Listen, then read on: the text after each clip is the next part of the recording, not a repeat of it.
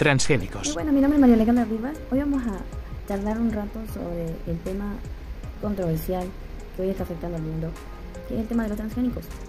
Bien, vamos a hablar principalmente de la raíz del problema. En primer lugar, la biotecnología es una ciencia que se ha practicado desde tiempos antiguos y que le ha servido al ser humano para avanzar de la mano con la tecnología y con los microorganismos vivos. En la antigüedad el ser humano no conocía exactamente cómo eran los microorganismos y sus funcionalidades. Sin embargo, practicaba con ellos, aún sin saberlo, y generaban ciertos cultivos y ciertas técnicas que le permitían avanzar en la sociedad. Entonces, la biotecnología jugó un factor fundamental para esta época. Nuestros antiguos lo que hacían era manipular los cultivos, por ejemplo, para poder darles ciertas características y obtener la producción agrícola que ellos buscaban. Sin embargo, ellos sabían de estas técnicas empíricamente y no sabían las razones científicas de las mismas. Entonces, sus métodos para el mejoramiento de esos cultivos, de esas plantaciones y también de esas técnicas agrícolas y agropecuarias se basaban en el ensayo y el error. Esto que hoy podemos ver, ensayo y error. Entonces, ¿qué quiere decir esto? Que sus técnicas pues se basaban en que si algo le funcionaba podían continuar con ello, pero si algo no le funcionaba entonces lo descartaban.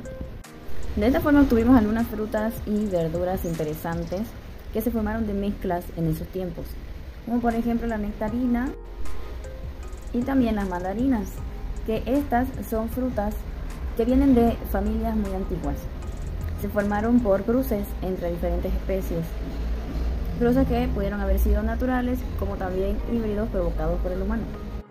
No fue sino hasta el siglo XIX, con los descubrimientos de Louis Pasteur, que se supo cómo era el funcionamiento de los microorganismos y que estos tenían que ver con los fenómenos que se manejaban en el mundo.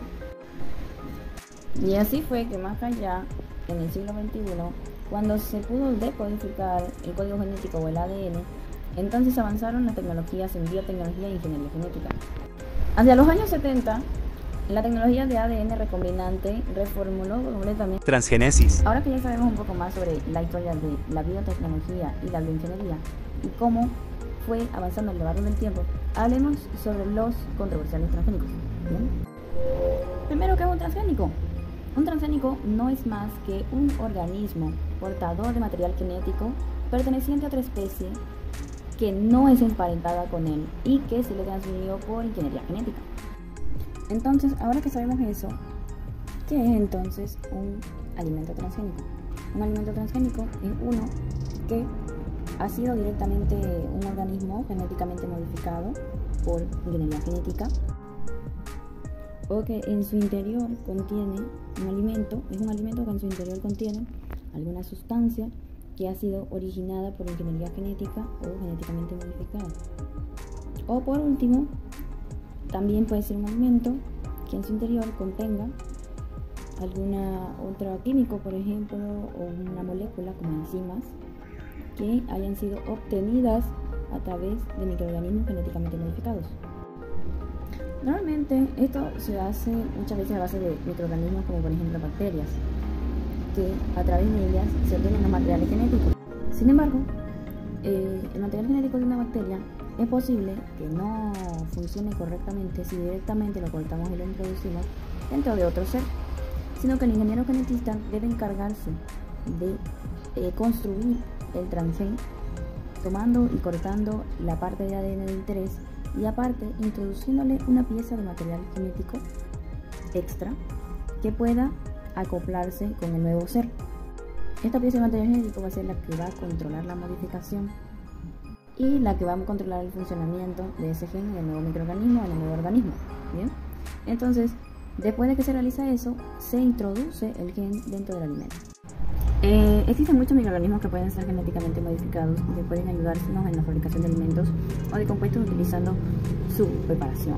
Por ejemplo, están los Aspergillus niger, está la Penicillium roqueforti, está el Rhizopus, los lactobacillus, los bacilos, los Saccharomyces, la cándida, Leuconostoc y muchos otros. Estos nos ayudan en la producción de enzimas microbianas y enzimas inmovilizadas, desarrollo de biosensores, producción de proteínas unicelular, procesos microbiológicos para obtener aminoácidos y vitaminas. Ahora hablemos un poquito de cuáles son las técnicas que se aplican para lo que son la modificación de plantas, por ejemplo. Tenemos, por ejemplo, el cruce, que es la combinación de dos especies sexualmente compatibles para crear una variedad de rasgos deseados de los padres. Por ejemplo, tenemos las manzanas Honeycrisp, obtuvieron su famosa textura y sabor mezclando los rasgos de sus padres. También tenemos a la mutagénesis, que es el uso de mutágenos como la radiación para obtener nuevos rasgos al azar. La radiación, por ejemplo, fue usada para producir un color más intenso en el pomelo. Tenemos la poliploidía inducida, que es la multiplicación del número de cromosomas para cambiar el contenido total del ADN. Las sandías sin semillas son creadas usando una planta con 2 juegos de cromosomas, con otra de 4 juegos, y las frutas sin semillas tienen 3 juegos. Otra técnica interesante es la fusión de protoplastos, en la cual se fusionan células o componentes celulares para transferir rasgos entre especies. Y la que nosotros conocemos, la transgénesis, es la adición de genes de cualquier especie para desarrollar una nueva variedad con rasgos deseados. Por ejemplo, el maíz BT está modificado con un gen de una bacteria del suelo que le otorga resistencia a los insectos o plagas.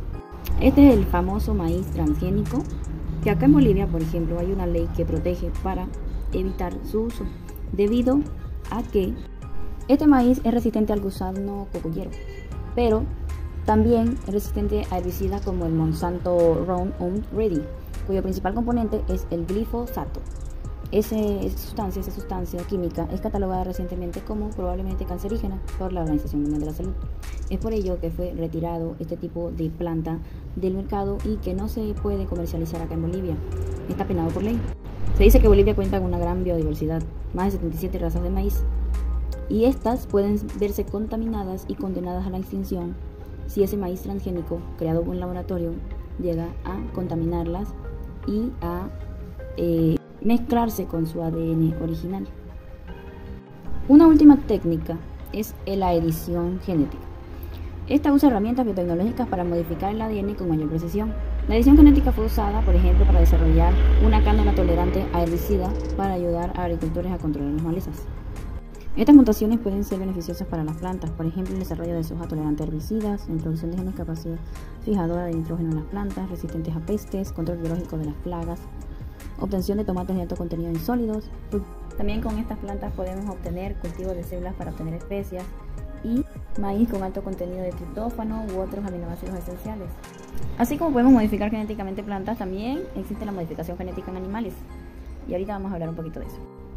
Recientemente, en la parte de animales, 57 cabras fueron modificadas. Animales transgénicos. Una leche que es especial. Esta contiene una proteína natural humana que ayuda a prevenir la coagulación sanguínea. Y estas cabras poseen un fragmento de ADN entrelazado en su genoma. Este gen tiene acción de la proteína anticoagulante antitrombina, previniendo la formación de coágulos en la sangre. También se realizó algo parecido en cerdos. Últimamente el boom es abordar el tema de la contaminación ambiental, así que se crearon nuevos cerdos transgénicos que expresan fitasa salival y producen estiércol con bajos fósforos. Además, también hay cerdos transgénicos que promueven la síntesis de ácidos grasos poliinsaturados muy necesarios para el desarrollo y la salud de los humanos. Entonces, la carne magra de esos cerdos va a contener o va a promover la síntesis de estos ácidos grasos necesarios para nuestro cuerpo. A pesar de todo lo bonito que parece este tema de los transgénicos, es un arma de doble filo, debido a que tiene sus desventajas. Por ejemplo, que puede aumentar la toxicidad de ciertas especies de plantas o sustancias, debido a que los organismos modificados genéticamente pueden generar nuevas sustancias que sean tóxicas, debido a que hay ciertos factores que no se controlan en la mutación genética y en el ADN de esos organismos. También puede haber un aumento en las alergias, debido a que, como todo, el cuerpo reacciona a lo nuevo, y como estas son sustancias nuevas producidas, también puede ser que se desarrollen alergias en ciertas personas. Un peligro interesante es la propagación de la resistencia a los antibióticos, debido a que ciertas sustancias que se utilizan para la transgénesis en los genes humanos y los genes de los organismos pueden ser resistentes a algunos antibióticos. Ese ADN y proteína modificada puede resistir en nuestro estómago y convivir con otras bacterias, y estas bacterias a su vez pueden adquirir esos genes resistentes a los antibióticos y pueden hacerse resistentes, y eso puede provocar un daño para la salud de las personas. Se han desarrollado algunos estudios para ver si los transgénicos tienen algo que ver con el desarrollo de cáncer, pero no han llegado a ninguna conclusión profusa. Entonces, los alimentos transgénicos deben ser usados pero bajo control, ya que pueden beneficiar a la sociedad, así como pueden causar también un perjuicio. Solamente en situaciones estrictas y necesarias deberían ser usados. ¿Ustedes qué dicen?